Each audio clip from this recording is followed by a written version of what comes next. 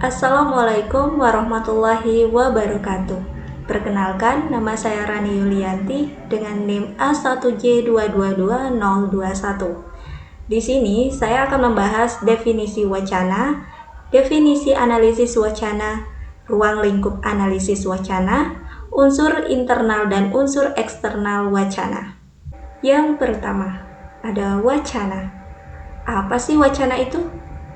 Jadi, dalam konteks bahasa dapat diartikan sebagai satuan bahasa yang paling lengkap dan terlengkap dalam hierarki tata bahasa. Wacana dapat ditemukan dalam berbagai bentuk seperti novel, buku, ensiklopedia, dan lain-lain, dan memiliki bentuk serta proposisi yang berkesinambungan. Wacana juga dapat berupa rentetan kalimat yang saling berkaitan dan berinteraksi hipotesis yang satu dengan yang lain dalam kepaduan arti antar bagian di dalam satuan kebahasaan. Wacana menduduki posisi tertinggi dan menjadi unsur terpenting dalam analisis linguistik, seperti analisis wacana. Wacana memiliki beberapa ciri seperti satuan gramatikal, satuan terbesar, memiliki bentuk serta proposisi yang berkesinambungan, memiliki awalan dan akhiran yang jelas, dan dapat ditemui dalam berbagai bentuk media seperti lisan dan tulisan. Selain itu, wacana juga mempunyai beberapa fungsi seperti ekspresif, patis, informasional, estetik, dan direktif yang bergantung pada tujuan dan sifat wacana tersebut. Dalam analisis wacana, beberapa ahli bahasa telah mengemukakan definisi wacana yang berbeda-beda. Misalnya, Khair pada 2003 mengemukakan bahwa wacana adalah satuan bahasa yang lengkap, sehingga dalam hierarki gramatikal merupakan satuan gramatikal tertinggi atau terbesar.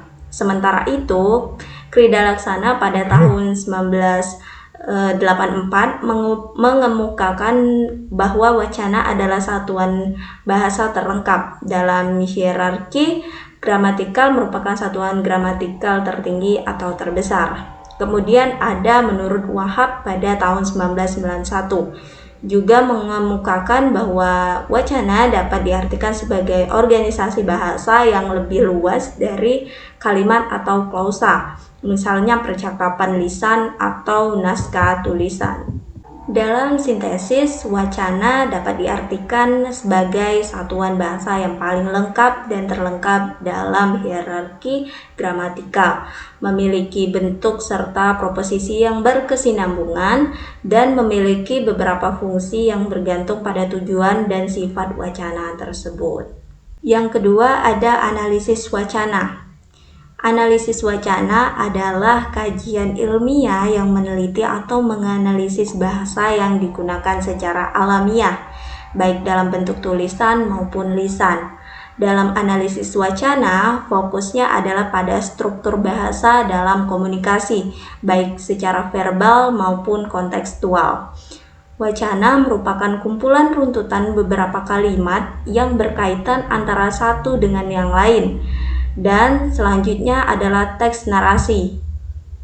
Analisis wacana juga berfokus pada konteks atau substansi pesan yang ingin disampaikan, serta melibatkan hubungan bahasa dengan konteks penggunaannya. Analisis wacana merupakan cabang ilmu yang berkembang sekitar tahun 1970-an dan sering dilakukan oleh peserta didik bidang linguistik. Kemudian yang ketiga ini adalah ruang lingkup analisis wacana. Jadi ruang lingkup analisis wacana meliputi beberapa aspek yang berkaitan dengan penggunaan bahasa dalam komunikasi. Berikut adalah beberapa aspek yang menjadi bagian dari ruang lingkup analisis wacana. Yang pertama itu ada wujud objektif paparan bahasa berupa teks. Jadi, analisis wacana tidak hanya terbatas pada deskripsi bentuk-bentuk linguistik yang terpisah dari tujuan dan fungsi bahasa dalam proses interaksi antar manusia. Kemudian yang kedua itu ada dunia acuan. Jadi, analisis wacana juga melibatkan konteks dan aspek pragmatik yang terkait dengan penggunaan bahasa dalam situasi tertentu.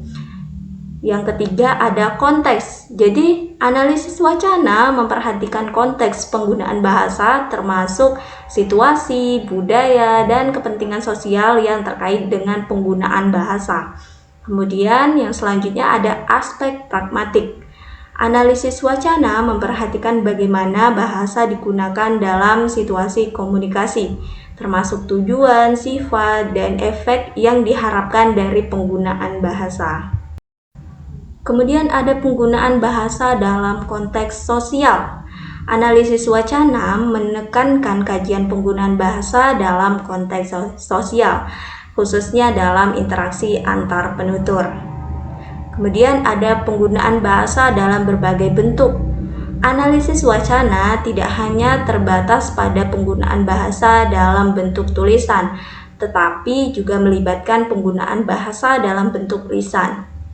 Kemudian ada penggunaan bahasa dalam berbagai situasi. Analisis wacana memperhatikan bagaimana bahasa digunakan dalam berbagai situasi, termasuk situasi formal, informal, dan situasi yang terkait dengan budaya dan kepentingan sosial. Selanjutnya ada penggunaan bahasa dalam berbagai tujuan. Jadi, analisis wacana memperhatikan bagaimana bahasa digunakan untuk mencapai tujuan tertentu, termasuk tujuan komunikasi, tujuan persuasi, dan tujuan edukatif. Selanjutnya ada penggunaan bahasa dalam berbagai sifat. Analisis wacana memperhatikan bagaimana bahasa digunakan dengan sifat tertentu, termasuk sifat formal, sifat informal, dan sifat yang terkait dengan budaya dan kepentingan sosial. Kemudian ada penggunaan bahasa dalam berbagai efek. Nah, analisis wacana memperhatikan bagaimana bahasa digunakan untuk mencapai efek tertentu, termasuk efek persuasi, efek edukatif, dan efek yang terkait dengan budaya dan kepentingan sosial. Kemudian yang terakhir, analisis wacana dapat membantu memahami bagaimana bahasa digunakan dalam berbagai situasi dan konteks, serta bagaimana bahasa digunakan untuk mencapai tujuan dan efek tertentu. Pada poin ketiga itu ada unsur internal wacana. Unsur internal wacana itu meliputi kata dan kalimat, teks dan konteks. Jadi apa sih kata itu? Nah, jika dilihat dalam struktur yang lebih besar, di dalam kalimat misalnya, kata merupakan bagian dari kalimat karena sebuah kalimat bisa terdiri atas beberapa kata yang membentuk satu pengertian yang utuh dan selesai jika dilisankan. Sebuah kalimat diakhiri dengan intonasi final atau akhir. Nah, kalau kalimat itu sering diandaikan seperti sebuah bangunan yang terdiri atas beberapa ruang. Padahal bisa saja sebuah kalimat hanya terdiri atas satu kata. Namun kalimat satu kata itu harus merupakan pengungkapan atau tuturan pendek yang memiliki esensi sebagai kalimat. Satu ruang itu harus dianggap sebuah rumah. Kalimat pendek seperti itu sering terdapat pada dialog atau percakapan karena pada tempat dan situasi tertentu orang cenderung bertanya jawab dengan kalimat pendek, bahkan mungkin tidak terbentuk kalimat. Kemudian ada teks dan konteks. Nah, teks ini merupakan hasil proses wacana. Di dalam proses tersebut terdapat nilai-nilai, ideologi, emosi, kepentingan-kepentingan, dan lain-lain. Dengan demikian, memahami makna suatu teks itu tidak bisa dilepaskan dari hanya pemahaman tentang teks itu sendiri. Namun juga harus memahami tentang konteks yang menyertai teks tersebut. Jika salah dalam menafsirkan konteksnya, maka pemahaman, makna, dan pesan teks akan terhambat. Perpaduannya teks dan konteks disebut wacana. Artinya sebuah teks disebut wacana berkaitan adanya konteks pada pihak lain. Contohnya itu pada kalimat saya lapar. Kalimat di atas itu dapat dipahami pendengar atau pembaca karena diandalkan adanya unsur lain seperti saya tidak lapar atau saya mau makan. Istilah teks lebih dekat pemaknaannya dengan bahasa tulis atau wacana bahasa lisan. Dalam hal ini, teks dapat disamakan dengan naskah.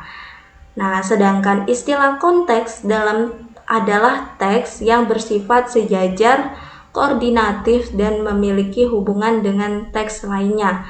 Teks yang satu memiliki hubungan dengan teks lainnya.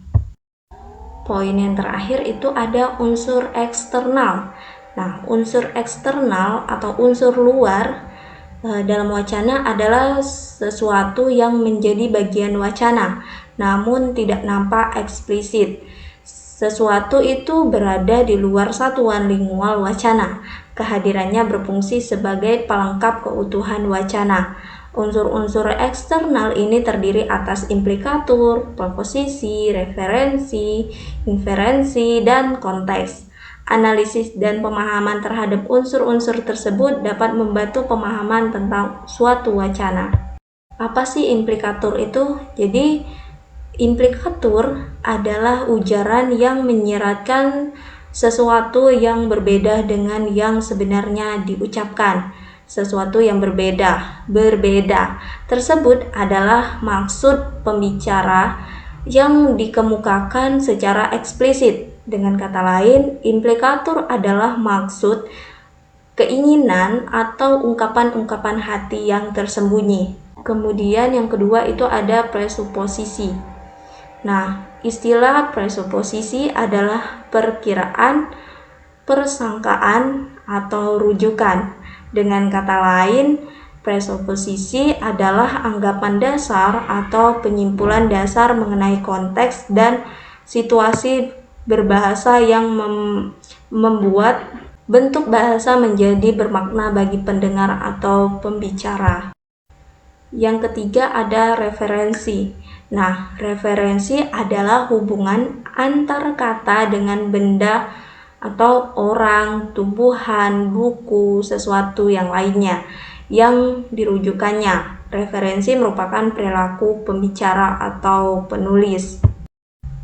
Yang keempat ada inferensi, berarti kesimpulan. Nah, dalam bidang wacana, inferensi berarti sebagai proses yang harus dilakukan pembaca untuk memahami makna yang secara harfiah tidak terdapat di dalam wacana yang diungkapkan oleh pembicara atau penulis. Yang kelima ada konteks. Konteks berarti yang berkenaan dengan teks, yakni benda-benda atau hal-hal yang ikut bersama teks dan menjadi kesatuan. Menurut Brown dan Yulo pada tahun 1983, konteks adalah lingkungan atau keadaan tempat bahasa digunakan. Dapat pula dikatakan bahwa konteks adalah lingkungan teks. Di samping istilah konteks, dalam Hasanah Istilah Linguistik Indonesia juga digunakan istilah lingkungan. Lingkungan yang sama mempunyai makna yang berbeda karena konteks yang berbeda. Apabila dicermati dengan seksama, konteks terjadi suatu percakapan terdiri dari 4 macam, yaitu konteks linguistik, yaitu kalimat dalam percakapan. Kemudian ada konteks epistemis, yaitu latar belakang, pengetahuan yang sama-sama diketahui oleh partisipan. Kemudian ada konteks fisik, yaitu tempat terjadinya percakapan dan objek yang disajikan dalam percakapan. Kemudian yang terakhir itu ada konteks sosial, yaitu relasi sosial yang melengkapi hubungan antar perilaku atau partisipan dalam suatu percakapan. Itu saja pembahasan kita pada kali ini. Terima kasih sudah menyaksikan video ini. Saya akhiri, wassalamualaikum warahmatullahi wabarakatuh.